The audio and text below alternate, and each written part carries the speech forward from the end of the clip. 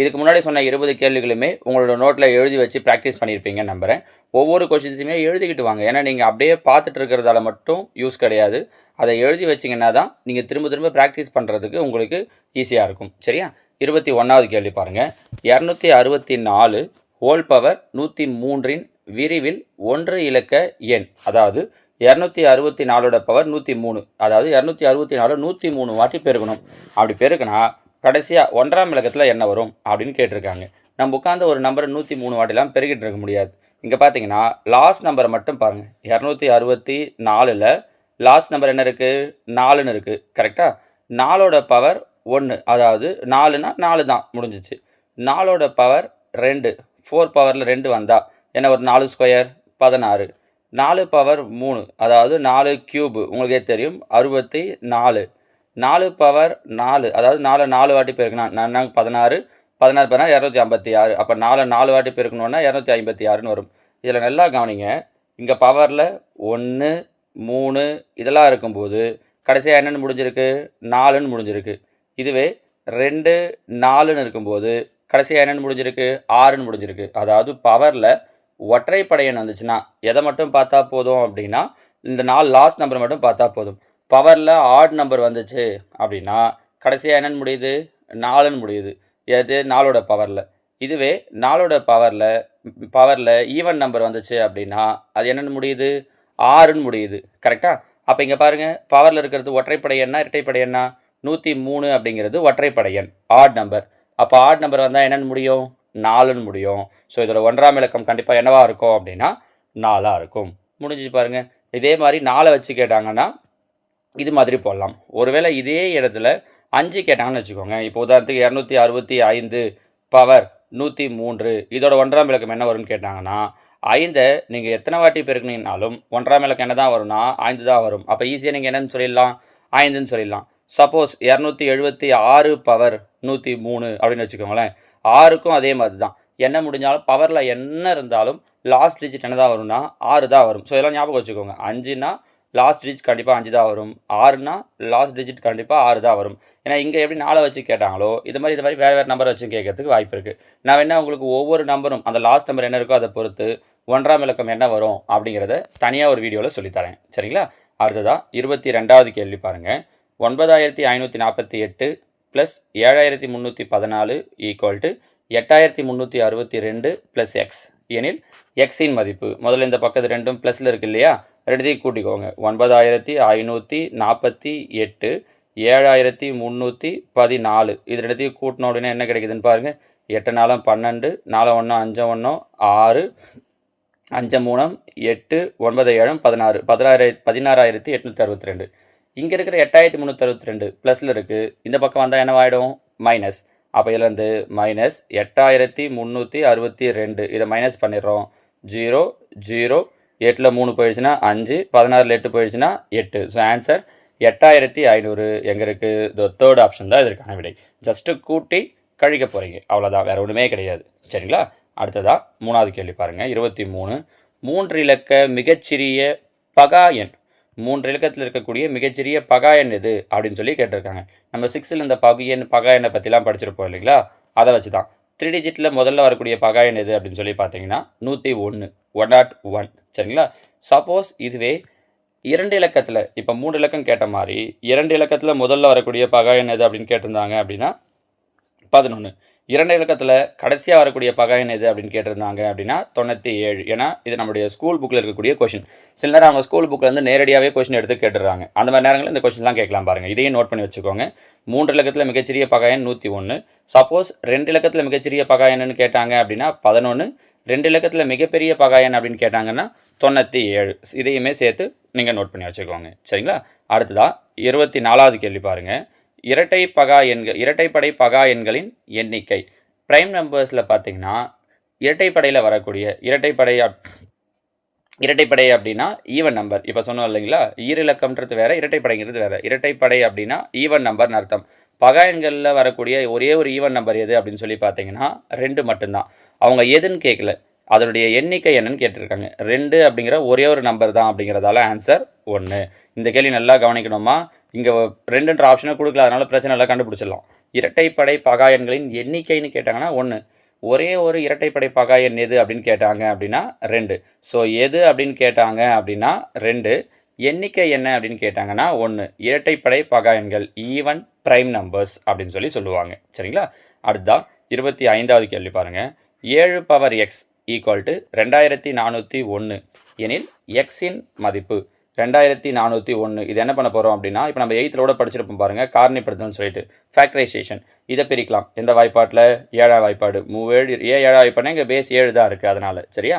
3 21 மீதி 3, 4 28 மீதி 2, அப்போ இதோட சேர்ந்துச்சுன்னா 21 ஆகிடும். 3 21.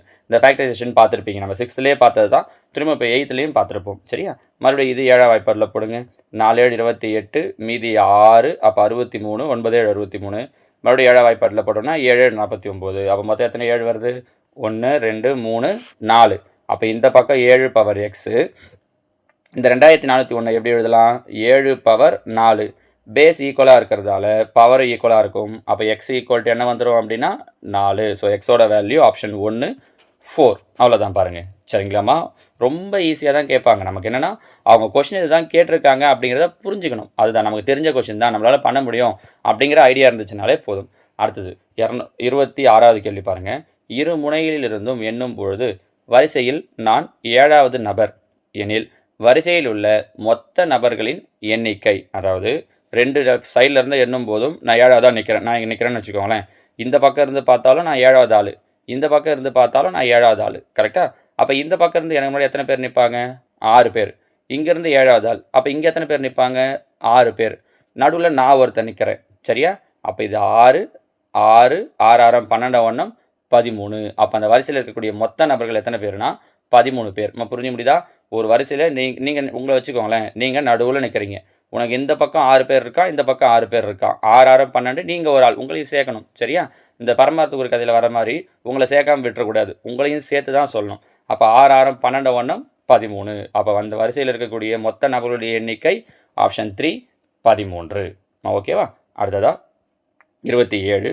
நமது நாட்டின் 2014ஆம் வருடத்திய சுதந்திர தினம் வெள்ளிக்கிழமை எனில் 2015ஆம் ஆண்டு குடியரசு தினம் எந்த நாளாகும்? 2014 சுதந்திர தினம் என்றைக்கு வரும்? ஆகஸ்ட் 15. அவங்க ரெண்டுத்துக்கு நடுவில் இருக்கிற நாள் எத்தனைன்னு கண்டுபிடிச்சி அந்த டேவை கண்டுபிடிக்கணும். ஆகஸ்ட் மாதம் மொத்தம் எத்தனை நாள்? 31 நாள். இதில் சுதந்திர தினம் ஆகஸ்ட் 15. அப்போ இங்கேருந்து 15 மைனஸ் பண்ணிடுறோம். 31ல் 15 போயிடுச்சு அப்படின்னா 16. இது ஆகஸ்ட் மாதமா? அடுத்து செப்டம்பர் மாதம் மொத்தம் எத்தனை நாள் வரும்? 30 நாள்.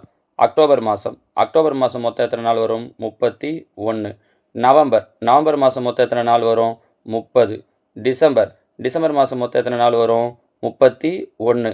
ஜனவரி மாதம் மொத்தம் எத்தனை நாள் வரும்னு போடக்கூடாது, ஏன்னா அவங்க ஜனவரி மாதம் சொல்லிட்டாங்க குடியரசு தினம். அவங்க ஜனவரின்னு சொல்லலையே தவிர நமக்கு தெரியும்ல, குடியரசு தினம்னா ரிப்பப்ளிக் டே என்னைக்கு வரும்? ஜனவரி 26. அப்போ 26. இது மொத்தத்தையும் கூட்டணும். நம்ம புரியுதா? அவங்க சொன்ன அந்த டேஸுக்கு நடுவில் இருக்கிற மொத்த நாட்களை முதல்ல ஆட் பண்ணிடணும். அப்போ பாருங்கள், 6 7 8 8 6 14 மீதி 1 1 2 5 5 3 8 8 2 10 10 6 16. ஸோ மொத்தையும் கூட்டினீங்கன்னா என்ன கிடைக்குது? 164. கிடைச்ச ஆன்சரை 7ஆல் வகுக்கணும். ஏன் சார் 7ஆல் வகுக்கணும் அப்படின்னா, நீங்களே சொல்லுங்களேன் பார்க்கலாம். ஏன் மீதி நம்பர்லாம் விட்டுட்டு நான் 7ஆல் வகுக்கிறேன்? Very good. இங்கே அவங்க என்ன கேட்டிருக்காங்க? டே என்னன்னு கேட்டிருக்காங்க, கிழமை தான் கேட்டிருக்காங்க. ஒரு வாரத்தில் மொத்தம் எத்தனை நாட்கள் இருக்குது அப்படின்னா 7 நாட்கள் இருக்குது. அதனால் 7ஆல் வகுக்கிறோம். புரியுதா ஏன் 7ஆல் வகுக்கிறோன்ட்டு? அப்போ பாருங்கள், 7 14 மீதி 2. இந்த நாளை அப்படியே இங்கே இறக்கிடுறோம். 4 24. 24ல் பாருங்கள், 3 21 மீதி என்ன வந்துடும்? 3. கரெக்டாக? இப்போ அவங்க முதல்ல என்ன சொன்னாங்க? ஃப்ரைடே சொன்னாங்களா? கரெக்டாக. இதுக்கு அடுத்து 3ஆவது நாள் என்ன வருது? ஏன்னா ரிமைண்டர் என்ன வந்திருக்கு? 3. நமக்கு குவாஷன் பிரச்சனை இல்லை, ரிமைண்டர் என்ன வந்திருக்குன்னு தான் தேவை. ரிமைண்டர் 3. அப்போ ஃப்ரைடேக்கு அப்புறம் பாருங்கள், சாட்டர்டே சண்டே மண்டே. 3ஆவதாக வரக்கூடிய நாள் எது? மண்டே. அப்போது குடியரசு தினம் எந்த கிழமையில் வந்திருக்கோம் அப்படின்னா மண்டே, திங்கக்கிழமை அன்னைக்கு வந்திருக்கும். நம்ம புரிஞ்சுக்க முடியுதுங்களா? இவ்வளோ தான் பாருங்கள். ஸோ டேஸை வச்சு இந்த நாள் தான் இல்லை, அவங்க ஏதாவது 2 நாள் சொல்லிவிட்டு ஒரு நாள் சொல்லிவிட்டு அதுக்கான கிழமையை சொல்லிவிடுவாங்க, திரும்ப இன்னொரு நாள் சொல்லிட்டு அதுக்கான கிழமை சொல்கிறாங்கன்னா இதே மாதிரி டேஸை கால்குலேட் பண்ணிக்கணும், மொத்தம் எத்தனை நாள் வருதுன்ட்டு. வந்த ஆன்சரை 7ஆல் வகுத்து மீதி என்ன வருதுன்னு பார்க்கணும். அவங்க சொன்ன டேஸ்லேருந்து அத்தனையாவது நாள் என்ன வருதோ அதுதான் ஆன்சர். ஓகேவா? அடுத்ததாக பாருங்கள் 28.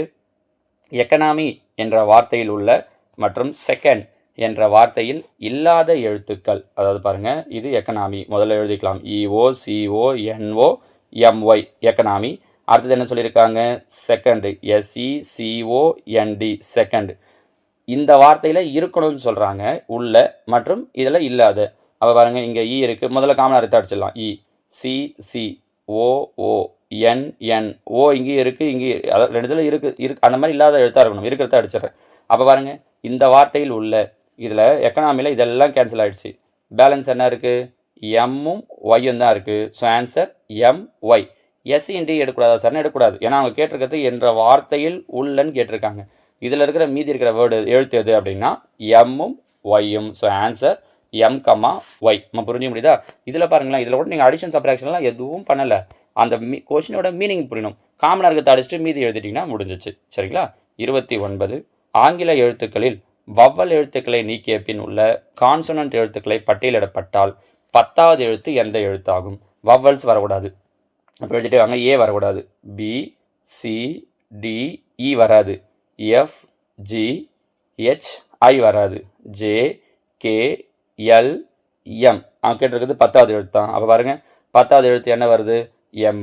முடிஞ்சிச்சு. Answer option 2 M. வவ்வல்ஸை விட்டுட்டு மீதி எழுத சொல்கிறாங்க. அப்படி வர்றதில் 10வது எழுத்து M. சரிங்களா?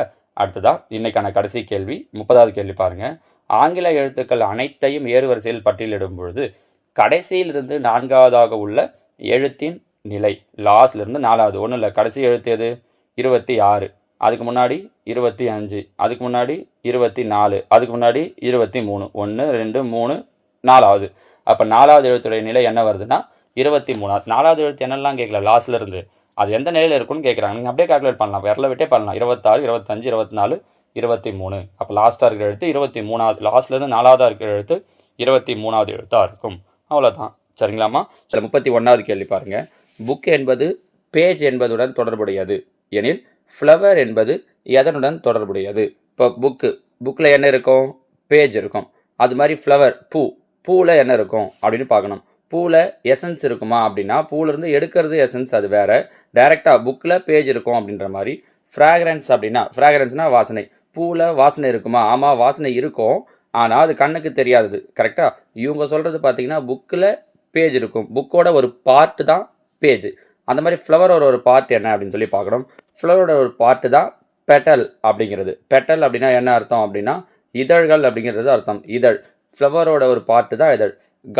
கார்லண்ட் அப்படிங்கிறது என்ன அப்படின்னா மாலை. நிறைய பூக்கள் சேர்ந்தது தான் மாலை. அதனால் இதுவும் கிடையாது. புரிஞ்சு முடியுதா? புக்கில் ஒரு பார்ட்டு பேஜ், ஃப்ளவரில் ஒரு பார்ட்டு பெட்டல், இதழ் அப்படிங்கிறது. சரிங்களா? இது நீங்கள் தமிழில் சொல்லியிருக்கலாமே சார் இந்த 4 ஆப்ஷனையும் அப்படின்னா எக்ஸாமில் கொடுக்கும்போதும் மேக்ஸிமம் அவங்க என்ன பண்ணுறாங்க அப்படின்னா இது மாதிரி சில வார்த்தைகள்லாம் இங்கிலீஷ்லேயே தான் கொடுக்குறாங்க. அப்போ உங்களுக்கு இங்கிலீஷும் தெரிஞ்சிருக்கணுன்றதால தான் நம்ம கொஸ்டின் அப்படியே வச்சுருக்கோம். சரிங்களா? ஸோ 31வது கேள்விக்கான ஆன்சர் பெட்டல். அடுத்ததாக பாருங்கள் 32. CE = 6, BE = 14, LE = 24 மற்றும் BAG பேக் = 20 எனில் லக்கேஜ் என்பது. இதில் என்ன பண்ணியிருக்காங்கன்னா C அப்படிங்கிறது இங்கிலீஷில் 3வது லெட்டர். 3 2ஆல் பெருக்கியிருக்காங்க. 3 2 6. B அப்படிங்கிறது 2வது லெட்டர். E அப்படிங்கிறது 5வது லெட்டர். 2 5 சேர்த்தோம் அப்படின்னா 7. வந்த ஆன்சரை 2ஆல் பெருக்கிறோம். 7 2 14. அந்த மாதிரி Lங்கிறது 12வது லெட்டர். 12 2ஆல் பெருக்குன்னா 24. Bங்கிறது 2வது எழுத்து. Aங்கிறது 1வது எழுத்து. G அப்படிங்கிறது 7வது எழுத்து. மொத்தத்தையும் கூட்டணும் அப்படின்னா 10. 10 2ஆல் பெருக்கணும்னா 12 20. அப்போ என்ன பண்ணியிருக்காங்கன்னு தெரியுதா? அந்த ஒவ்வொரு எழுத்தும் எத்தனையாவது எழுத்து அப்படிங்கிறத எழுதி அதை ஆட் பண்ணிவிட்டு வர ஆன்சர் என்ன பண்ணுறோம் அப்படின்னா அப்படியே டபுள் ஆக்குறோம். அப்போ அதே மாதிரி பாருங்கள், லக்கேஜ் இங்கிலீஷில் Lங்கிறது 12வது எழுத்து. ABCD தெரியணும். ஒருவேளை உங்களுக்கு இந்த மாதிரி கொஷின்ஸ் வருது, இது எத்தனையாவது எழுத்துன்னு தெரியல. இப்போ லக்கேஜ்னும் போது இப்போ ஒரு சில எழுத்து AEலாம் சொல்லிடலாம். எல்லோ இல்லை UGலாம் எத்தனாவது எழுத்துன்னு தெரியலனா நீங்கள் டக்குன்னு என்ன பண்ணுறீங்கன்னா, அப்படி இல்லைனா எக்ஸாம் ஆரம்பிக்கும் போது அந்த பேப்பர் கொஷின் பேப்பர் தராங்க இல்லையா, கொஷின் பேப்பர்லேயே பின்னாடி ABCD எழுதி வச்சிடுறேங்க. ABC கூட எப்படி எழுதுறீங்க அப்படின்னா இப்படி 5 5ஆக பிரித்து எழுதுங்க. இப்படி 5 5ஆக பிரித்து எழுதிட்டீங்க அப்படின்னா உங்களுக்கு அவங்க எந்த கொஷின் கேட்டாலும் டக்குன்னு அது எத்தனையாவது எழுத்து அப்படின்னு சொல்கிறதுக்கு ஈஸியாக இருக்கும். PQRST U V W X Y Z இந்த மாதிரி ஏபிசிடி வச்சு கொஸ்டின் அட்டன் பண்ணுறீங்கனாலே ஒரே வாட்டி பின்னாடி எழுதி வச்சுட்டிங்கன்னா டக்கு டக்குன்னு பார்த்துடலாம். இப்போ பாருங்கள் எல்லுங்கிறது எத்தனாவது எழுத்து வருது 12 ப்ளஸ் யூ 5 10 15 20 யூங்கிறது 21வது எழுத்து. மறுபடியும் 1 2 3 4 என்னக்கூடாது யூக்கு இது 5வது எழுத்து. அதில் தான் உங்களுக்கு பார்த்தீங்கன்னா நான் பிரித்து எழுதும்போது எப்படி எழுதியிருக்கேன்னு பாருங்கள் 5 பிரித்து எழுதியிருக்கேன் பாருங்கள். இப்படி எழுதுனா உங்களுக்கு எத்தனாவது எழுத்துன்னு கவுண்ட் பண்ணுறது ஈஸியாக இருக்கும். 21 நீங்கள் இல்லை இப்படி எழுத கஷ்டம் இப்படி எழுதுனா ஆட் பண்ண கஷ்டமாக இருக்குன்னா 1 கூட எழுதிக்கோங்க. எப்படி எல்லுங்கிறது 12 யூங்கிறது 21 ஜி பாருங்கள் 5 5 2 7 மறுபடியும் ஜி 7 ஏ 1 மறுபடியும் ஜி 7 5 ஈங்கிறது 5. அப்போ எல்லாத்தையும் ஆட் பண்ணோன்னா 12 ஒரு 21 33 40 47 48 55 60 மொத்தத்தையும் கூட்டினா என்ன கிடைக்குது அப்படின்னா 60. வந்த ஆன்சர் என்ன பண்ணணும்னு சொன்னோம் 2ஆல் பெருக்கணும்னு சொன்னோம் கரெக்டாக. அப்போ 2ஆல் பெருக்கிறோம் 60 2ஆல் பெருக்கணும்னா 6 2 12. ஸோ இதற்கான சரியான விடை என்ன அப்படின்னா ஆப்ஷன் 1 120 120 அப்படிங்கிறது தான். நம்ம புரிஞ்சு முடியுதா? நம்பர்ஸ் இது மாதிரி லைனாக எழுதி ஆட் பண்ணுங்கள் உங்களுக்கு அது ஈஸியாக இருக்கும் சரிங்களா. இது 32. அடுத்தா பாருங்கள் 33 a + b = 51 x + y = 5 எனில் p - q என்பது. இப்போ என்ன பண்ணியிருக்காங்கன்னா ஏவும் பியும் கூட்டினா எப்படி சார் 51 வரும் அப்படின்னு யோசிக்கக்கூடாது. இதில் என்ன பண்ணிட்டு இருக்காங்கன்னா ஏபிசிடியில் ரிவர்ஸில் நம்பர் எடுத்திருக்காங்க. இப்போ ஏபிசிடிஇ அதே மாதிரி எழுதுகிறோம் அப்படின்னா கடைசியாக இங்கே இசட்னு வரும் இல்லையா, Z Y X W V U T அந்த மாதிரி வரும் இல்லைங்களா. இதில் இவங்க என்ன பண்ணியிருக்காங்கன்னா இசட்டுக்கு 1ன்னு எடுத்திருக்காங்க, ஒய்க்கு 2, எக்ஸுக்கு 3. இதே மாதிரி எடுத்துகிட்டே வந்தீங்க அப்படின்னா பிக்கு 25ன்னு வரும், ஏவுக்கு என்ன கிடைக்கும் 26 கரெக்டாக. இது 24 23 22ன்னு சொல்லிட்டு லைனாக வரும். இப்போ பாருங்கள் ஏ + பி ஏவுக்கு என்ன வேல்யூ 26 ஏன்னா ஏங்கிறது 26வது எழுத்து ரிவர்ஸில் வரும்போது. பிக்கு 25 26 25 கூட்டினா 51 கரெக்டாக வருதா. இப்போ பாருங்கள் எக்ஸுக்கு இதுலேயே சொல்லலாம். எக்ஸுக்கு என்ன சொன்னோம் 3, ஒய்க்கு என்ன சொன்னோம் 2, 3 2 கூட்டினோன்னா 5 கரெக்டாக வருதா. அப்போ அதே மாதிரி பிக்கும் கியூவுக்கும் என்ன வருது அப்படிங்கிறது நமக்கு தெரியணும் கரெக்டாமா. ஏபிசிடி அதே ஆர்டரில் நீங்கள் எழுதுனீங்க அப்படின்னாலே உங்களால் சொல்ல முடியும் பாருங்கள். இந்த ஆர்டரில் எழுதிட்டே வந்தீங்கன்னா இப்போது எது வரைக்கும் எழுதணும் டி, அதுக்கு முன்னாடி என்ன வந்துடும் டி யூ டி எழுதிட்டோமா, டிக்கு முன்னாடி எஸ்ஸு ஆர் கியூ பி நமக்கு இது வரைக்கும் தெரிஞ்சால் கூட எப்போதும், ஏன்னா அவங்க பியும் கியூ தான் கேட்டிருக்காங்க. பாருங்கள் ஒய்க்கு 2, எக்ஸுக்கு 3, 4 5 6 7 8 9, கியூவுக்கு 10, பிக்கு 11 கரெக்டாக. கியூவுக்கு என்ன வேல்யூ 10, பிக்கு 11 ரைட்டுங்களா. ஏபிசிடியில் ரிவர்ஸில் வரும்போது பி - கியூ பிக்கு 11 - கியூவுக்கு 10, 11ல் 10 போயிடுச்சுன்னா என்ன வந்துடும் 1. ஸோ ஆன்சர் ஆப்ஷன் 1 1 -1 நேரம் ஒரு ஆப்ஷன் வச்சுருக்காங்க பாருங்கள், அதனால் கவனமாக பண்ணணும் சரிங்களா. இவ்வளோ தான். ஸோ ஏபிசிடியே ரிவர்ஸில் வேல்யூ கொடுத்துருக்காங்க அவ்வளோதான் பாருங்கள் சரிங்களா. அடுத்ததான் 34. ஸோ இன்றைக்கி நம்ம சொல்லியிருக்கிற ஒரு கொஷினுமே நான் வேறு மாடலில் சொல்லியிருப்பேன் சரிங்களா. நாளைக்கு சொல்ல போகிற கொஷின்ஸ் பார்த்தீங்க அப்படின்னா ஒரு 5 கொஷின் ஒரே மாடலில் வர்றது மாதிரி. ஏன்னா அவங்க கேட்குற எல்லா விஷயங்களையும் நான் உங்களுக்கு இந்த வீடியோஸ்லாம் சொல்லிட்டேன் அப்படின்னா நீங்கள் இந்த ஐடியாலாம் திரும்ப பார்க்கணும். இப்போ இன்றைக்கி ஒரு நாள் பார்த்துட்டு அதோடு விட்டுறது கிடையாது. திரும்பவும் இதே கொஷின்ஸை ஒரு வாரம் கழித்து மறுபடியும் பார்க்கணும். டைம் இருக்கிறப்ப நீங்கள் நோட் எடுத்து பார்க்கணும். மெத்தடாக போட்டிருப்பீங்க, டவுட் வருதுன்னா மறுபடியும் இதில் ஒரு வாட்டி எடுத்து பாருங்கள். ஏன்னா இதே ஐடியாஸ் எல்லாம் தான் யூஸ் பண்ணி அவங்க நமக்கு என்எம்எஸ்ல கேட்குறாங்க. 34 பாருங்கள். கொடுக்கப்பட்டுள்ள வார்த்தைகளை அர்த்தத்தின் அடிப்படையில் வரிசைப்படுத்தி சரியான வரிசையை தேர்ந்தெடுக்கும். நம்ம இதுக்கு இருக்கிற இந்த மாடலுக்கு ஒரு வீடியோவே போட்டிருக்கோம் பாருங்கள் தனியாக. அந்த லெசன் 1 2 3 4 போடுறோம் இல்லையா, அதில் தனியாக ஒரு வீடியோ போட்டிருக்கோம்.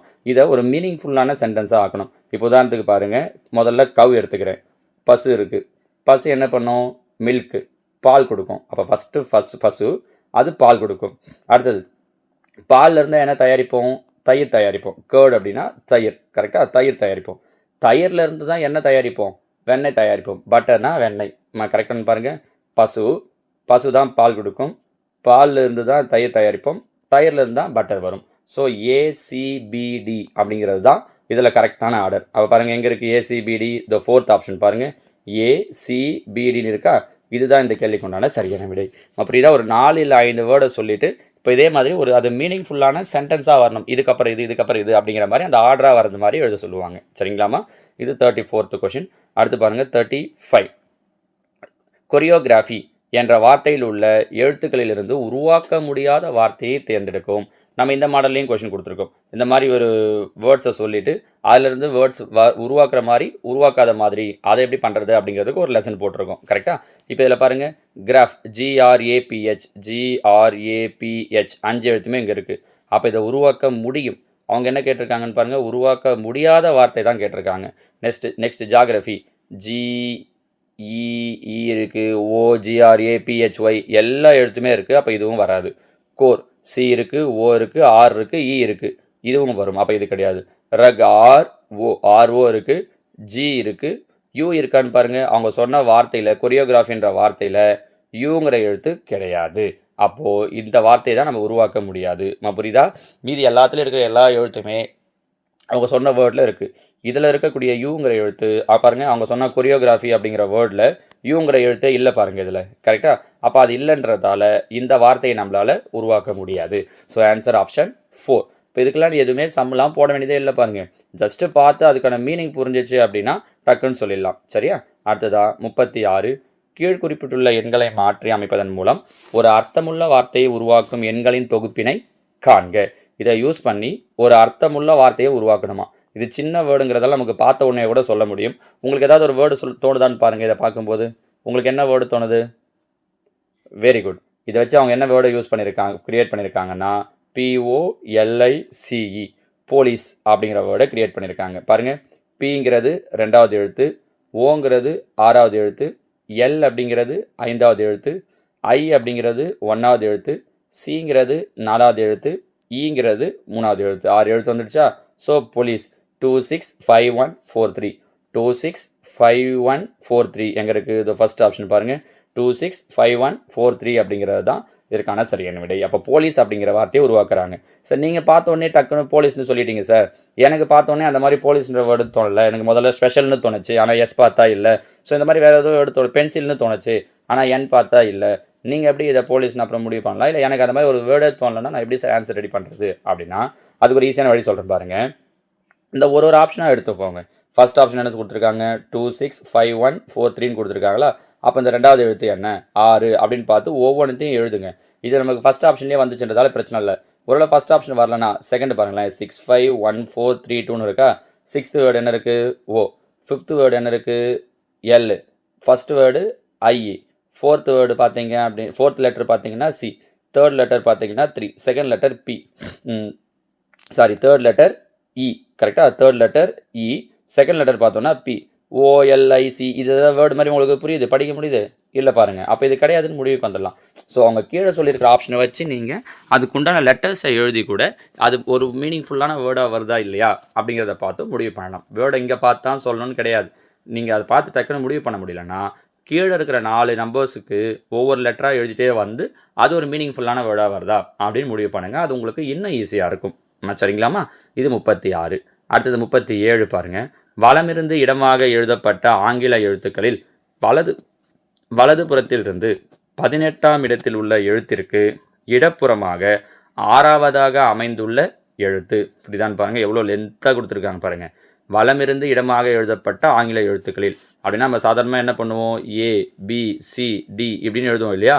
அவங்க வலமிருந்து இடமாகன்னு சொல்கிறாங்க. அப்படின்னா ரிவர்ஸில் எழுதணும்னு அர்த்தம். ZYXன்னு நமக்கு ZYXன்னு எழுதிட்டு வந்தோம் அப்படின்னா டக்குன்னு நம்மளால் ஏபிசிடியை தெரிஞ்சிக்க முடியாது. கரெக்டாக? அதில் நான் என்ன பண்ணுறேன்னா ரிவர்ஸில் இப்படி எழுதுகிறேன். எப்படி? இங்கேருந்து ஏபிசிடி எழுதுகிறேன் ரிவர்ஸில். அப்போ நமக்கு ZYXன்னு வந்துடும் பாருங்கள். ABCDEFGHIJKLMNOPQRSTUVWXYZ இப்படி எழுதிட்டா இப்போ உங்களுக்கு ZYXWன்னு வந்துடுது பாருங்கள். நீங்கள் இப்படி இதுக்கு வேற ஒரு ஐடியாவும் இருக்குது. ஆனால் உங்களுக்கு டக்கு நாங்கள் எக்ஸாமில் எழுதும்போது உங்களுக்கு என்ன தோணுன்னா இந்த மாதிரி ஏபிசிடி எழுதுறது தான் ஈஸியாக இருக்கும். அதெல்லாம் கிடையாது, ஏபிசிடி எழுதிருங்க. இவங்க என்ன சொல்லியிருக்காங்க? வலதுபுறத்திலிருந்து 18ஆம் இடத்தில் உள்ள, வலதுபுறம்னா எது? தோ பாருங்கள், இது. வலதுபுறத்திலிருந்து நம்ம எழுதுனது வலமிருந்து இடமாக எழுதிட்டோம். இப்போ பார்க்கும்போது வலதுபுறத்திலிருந்து ரைட் சைடு, எது உங்களுடைய ரைட் சைடு? இந்த பக்கம் இந்த ஏ ஆரம்பிக்குது இல்லையா?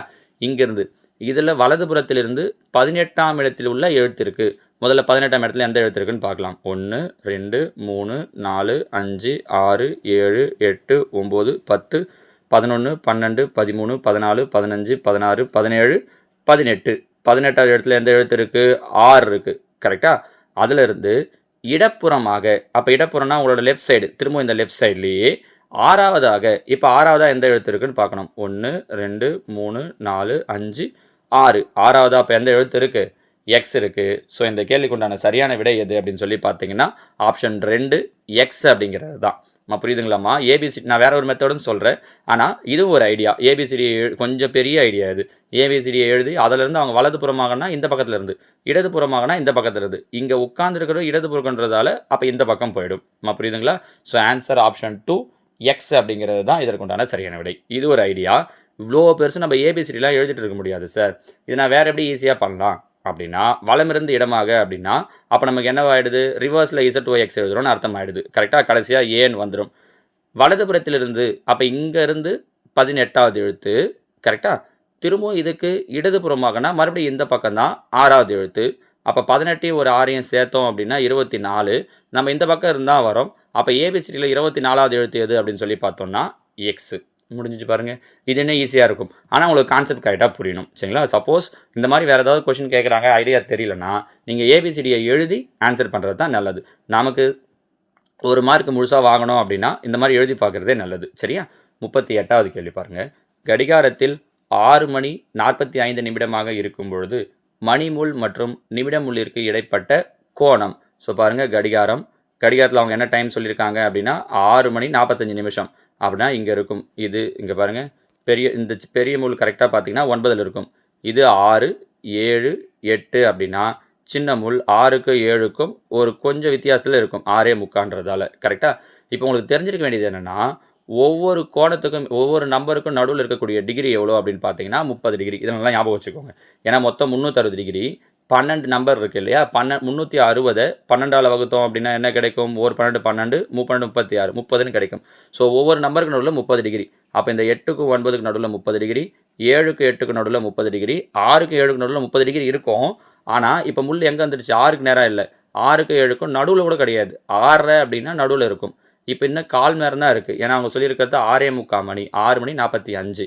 அப்போது ஒரு மணி நேரத்தை 4 கால் மணி நேரமாக பிரிக்கலாம். கரெக்டாக? அப்போ 30 பாருங்கள், ஒரு மணி நேரத்துக்கு 30 டிகிரி. இன்னும் ஈஸியாக சொல்லணும்னா சின்ன முள் ஒரு மணி நேரத்துக்கு எத்தனை டிகிரி நகரும்? 30 டிகிரி. ஒரு மணி நேரத்துக்கு 30 டிகிரி நகரும் அப்படின்னா அரை மணி நேரத்துக்கு எத்தனை டிகிரி நகரும்? வெரி குட், அதில் பாதி 15. கால் மணி நேரத்துக்கு எத்தனை டிகிரி நகரும்? வெரி குட், 15ல் பாதி 7.5. புரியுதா?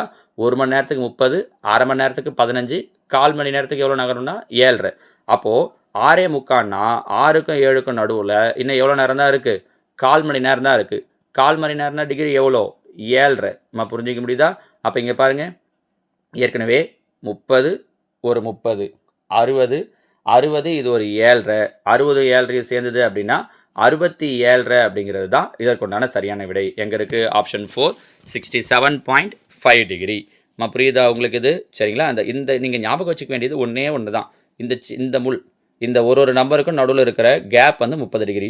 இந்த சின்ன முள் பார்த்தீங்கன்னா ஒரு மணி நேரத்துக்கு அந்த 30 டிகிரி தான் நகரும். 6:45னா இன்னும் கால் மணி நேரம் தான் இருக்குது. அப்போ இங்கே இருக்கிற கேப் அந்த சின்ன முள்ளுக்கும் 7ன்ற நம்பருக்கும் நடுவில் எவ்வளோ கேப் இருக்குன்னா 7.5 டிகிரி இருக்கும். அந்த 7.5 எப்படி வருது அப்படிங்கிறது தான் நான் அதை உங்களுக்கு போட்டு காட்டியிருக்கேன். சரிங்களா?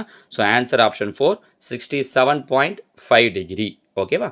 அடுத்ததா கொஷின் நம்பர் 39. 1 முதல் 200 வரையுள்ள எண்களில் 10ஆல் வகுபட்டு 30ஆல் வகுபடாத எண்களின் எண்ணிக்கை.